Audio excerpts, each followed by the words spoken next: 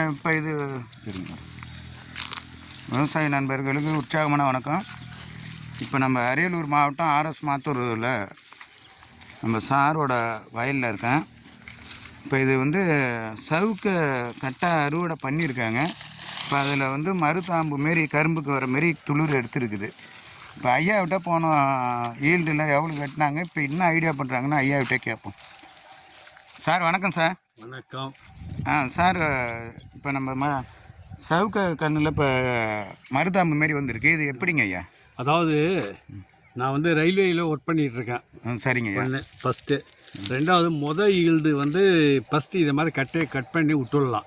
சரிங்க. கட் பண்ணி விட்டால் அந்த குருத்தை வந்து அப்படியே இது பம்பாக வரும் கரும்பு மாதிரி. சரிங்க. அதில் நல்ல வளர்ச்சியாக வரத 2 இது எனக்கு இதை மட்டும் விட்டு பாக்கியெல்லாம் கட் பண்ணிடணும். சரிங்க. கட் பண்ணிட்டு அந்த நேரத்தை யூரியா போட்டிங்கன்னா கட்டை ஜம்முன்னு வந்துடும்.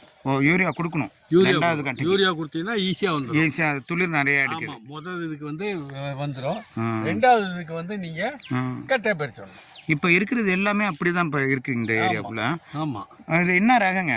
இது வந்து C5 CH5 தான்.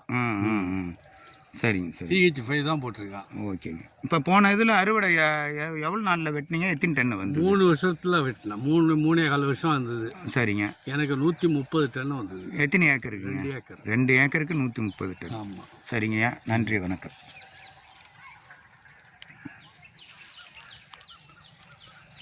இதில் கண்ணும் வச்சுருக்கேன். இப்போ இதில் கண்ணும் வச்சுருக்கீங்க? கண்ணும் இருக்குது. இது வந்து எனக்கு வந்து ஒரு 6000 கன்று ஃப்ரீயாகவே கொடுத்தாங்க.